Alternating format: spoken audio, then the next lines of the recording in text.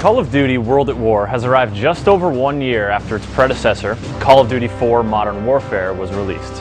Modern Warfare met with outstanding critical acclaim, and World at War is likely to receive similar attention because it is very similar to its predecessor. In one sense, this is a good thing. World at War preserves a lot of the elements that made Modern Warfare great. Tightly tuned weapons, mature, fast-paced action, and a deep, engaging multiplayer system, to name a few. In another sense, this feeling of similarity works against World at War. Though the new World War II era campaign is emotional and exciting, there's no getting away from the fact that this is familiar territory for anyone who's played first-person shooters before.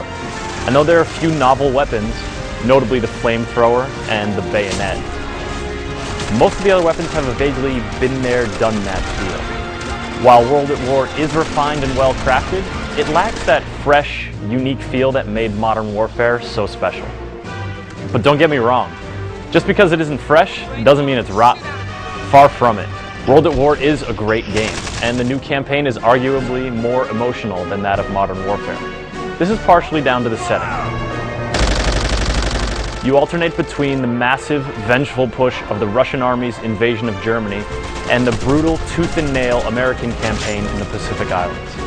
In both settings, you are constantly accompanied by a superior officer who functions as kind of an emotional mentor.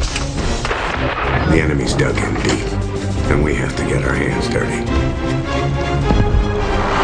Flamethrowers. We'll burn them out. Through well-scripted, impassioned voice acting, you really get drawn into the intense mindset of these soldiers. This helps ramp up the adrenaline factor and makes the campaign quite exciting. There they go.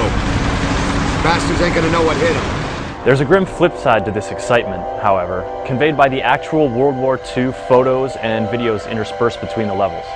You'll see bodies, executions, and other gritty imagery overlaid with statistics that drive home the staggering loss of human life that took place during World War II.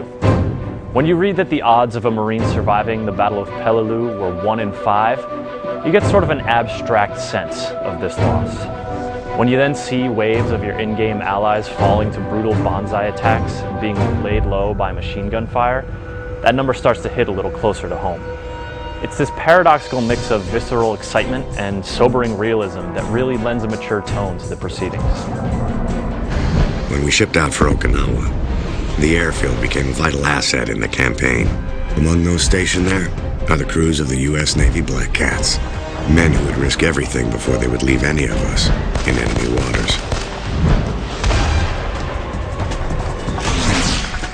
Slightly less mature, but equally exciting, is the multiplayer action. World at War includes online cooperative play, which is a real step forward for the Call of Duty series. You can play through campaign levels with up to 4 people, and as you battle your way through, you'll earn points for each kill assist, or teammate revive. It's morbid fun to try to keep your score high, and even more fun to try and outscore your friends. The other cooperative mode, playable when you complete the campaign, or play with someone who has, is called Nazi Zombies. Yeah, that's right, Nazi Zombies. You and 3 other players are holed up in a house while Nazi zombies try to break in and presumably eat your brains.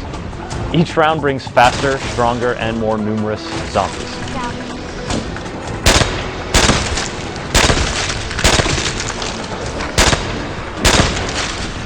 Of course, not all multiplayer is cooperative, and World at War has pretty much copied Modern Warfare's multiplayer system wholesale. This is a good thing because Modern Warfare totally nailed it when it came to multiplayer. The hook here is experience, which you earn by winning matches or completing certain challenges. You'll then get promoted, unlock new guns, accessories, and perks. Perks do anything from buff your defense to amp up your bullet power, and they also let you do some unique stuff like revive teammates, spot enemy booby traps, or leave a live grenade behind when you die. They really spice things up, allowing you to customize your playstyle, and they provide a really addictive incentive to keep playing. The maps are, of course, new, and the guns are different, and there are a few new modes, but by and large this is the same multiplayer experience that everyone got really excited about last year.